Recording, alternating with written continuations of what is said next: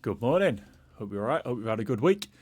Just back from London from British Champs, which obviously, if you looked at any of the results, didn't really go to plan. I thought we'll have a look at all my races and then kind of talk about what's next, what are the plans, and then go from there. So we start with the 100 freestyle. So this was on the Thursday. I'm here in lane, whatever lane that is, 2.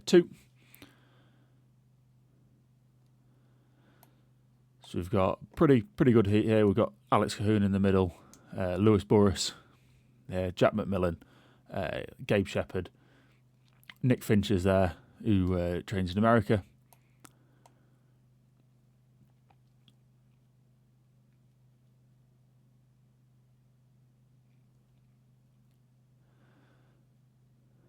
And we're off, and the underwater was kind of okay there. It's a little bit hard on the angle to see. I think I look all right. It was a bit weird because when I try hard on freestyle, I can end up spinning quite a lot. So I kept it long, I think, but maybe it was too long. You see how kind of in control pretty much basically everyone else looks. But I actually felt quite good coming back. So it was weird, yeah. So I felt all right. It was a little bit slow still, the total time. So the total time 50.6, going out 24.30. But kind of nothing major really that you look at and go, oh, that were dreadful. So I kind of just put it down to, I've not really done any freestyle, but I felt all right. So the 100 fly should be okay. So we came in then on Friday morning. This is for the 100 fly. And I'm here in lane 5.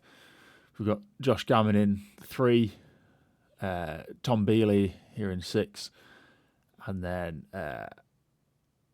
Abdul Jabbar Adama, who's the young lad I did a lot of racing against short course. And then Jamie Robertson here in lane 3. So we'll just let it play out.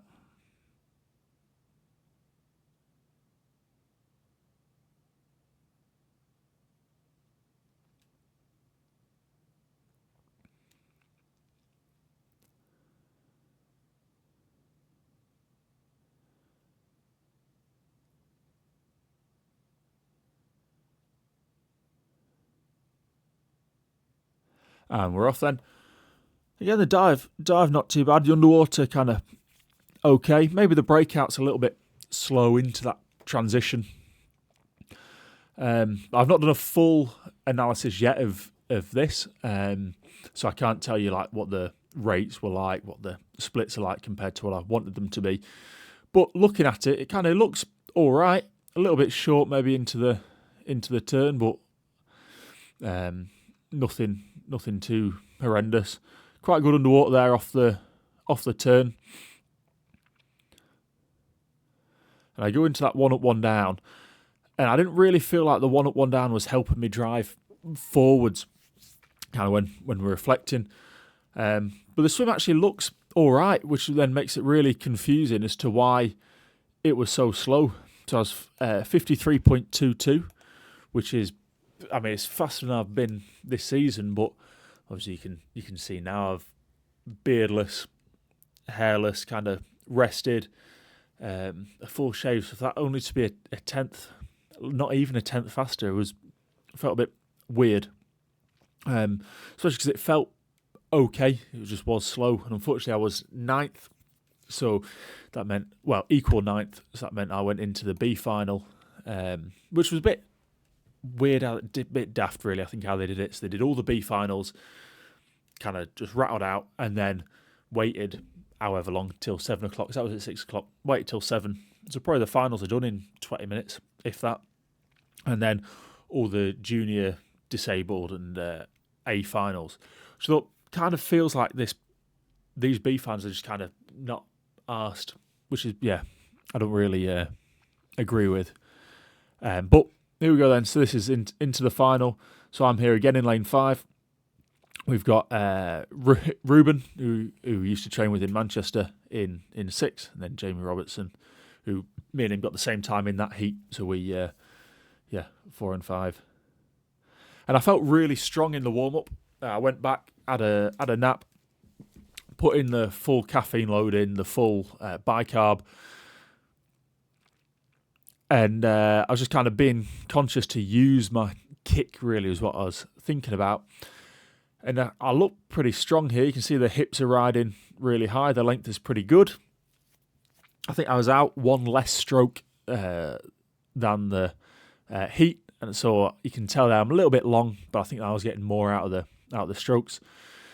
Again, the kicks feel good. You can see how kind of much I'm accelerating away there. And because the 1 up, 1 down, I didn't feel had worked too well in the heat. I just stayed breathing, just trying to use that to drive forwards. You see, it doesn't look too bad. Maybe chopping in a little bit too splashy, but it was basically the same time, 53.24 rather than 53.22. And it doesn't. I don't know why. It felt strong. It felt really strong, but it was just slow. And I think even watching that, it looks a bit. I don't know. It looks. There's not really anything obvious. There's not like in a lot of the in-season swims where I suddenly look vertical. I look all right, and I felt strong. And I think if I hadn't seen the time or heard the time, I would have guessed 51 high. Like that's how it felt. That's how good it felt. How strong I felt. But it was just slow for some reason. That was quite disappointing. Like in the A final, obviously Ed Mildred went on to win it in 51.80, which is not. I mean, it's quick. Obviously, it's faster than I went here and faster than I've ever been, but it's not ridiculously quick. It's not out of the realms of possibility of winning quick, which I think is the most frustrating part with this.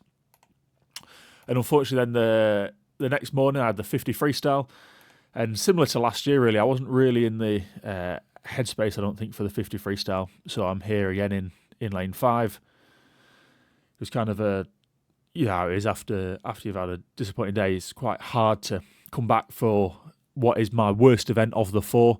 But I think the start again looks okay.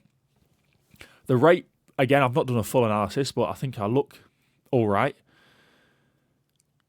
Obviously, a lot of splash on the front end, but I think I'm rotating well, getting over the water. But again, it's just slow, like 23.4.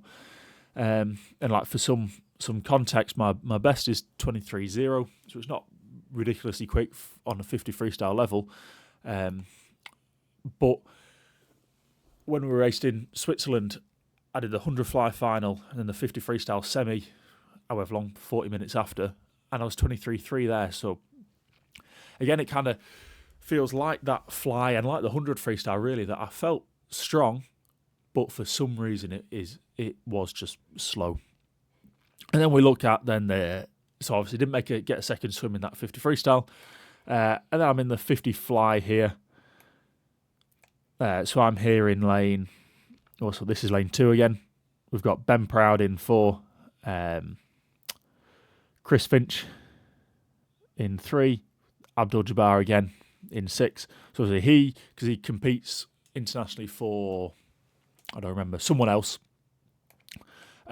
He can't make finals, so he was just going for it. And I think I actually look all right there. I was kind of being conscious to keep the length. I think you might have seen, if you watch for a while, I don't normally do a no-breath 50. You can tell here coming in, I was kind of gasping a little bit. But I'm touching 24.31. My PB is 24.29, so only 200ths off. Although I have taken 100 out before in 24.31. So I definitely should be faster than that. But as a swim, as it goes, not too bad. And I think because my breakout was a little bit deep, I felt there was a PB in store. And again, I was 10th with Abdul Jabbar. Obviously can't make a final, so I was 9th. So again, I'm in the B final. And here we go then with the B final. Pop that up the top again. So I'm here in lane 4. We've got Shaquille, who I used to train with in Manchester, who now swims in Birmingham, is there. A few good swimmers in this heat. And again, I felt great in the warm up. Just slow, a bit slow off the block. That's probably the worst dive of them all. And then takes me a few strokes to get into it. But ultimately, it's a very similar swim to what the heat was. Again, no breath, which I'm sure before this Sunday I'd only done maybe once before. So, I mean, take the wins where you can. But I was 24.34, so 300 slower than the heat. Very similar swim. Kind of a bit frustrating to have not PB'd at all in the meet, but it kind of tells us that there's something's not gone right. And it's strange because, obviously, if you saw the video a couple of weeks ago, my strength is really good. My speed has been really good, kind of on the times. So is it something in the taper? Maybe. Is it something we've done in the lead up? We changed the training from when we were short course to now. We added in some more race pace, and just the session content has been slightly different, which has worked really well. Some of my teammates have been flying.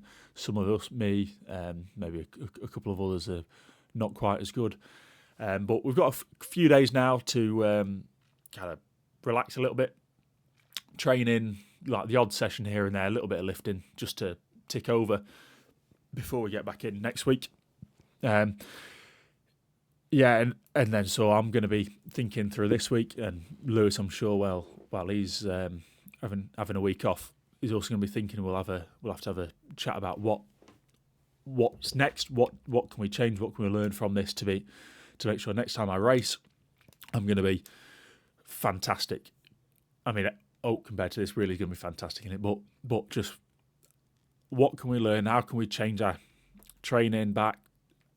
All that kind of thing. Maybe there's something medically kind of not quite right. So, in fact, I know there's medically something not quite right. So, we'll get that sorted, addressed before the next time we race. Which I'm not really sure what the plan is going to be then for the rest of the season. I'm doing 2 of the Mare Nostrum stops, which will be pretty cool. We're going there with Swim England. We're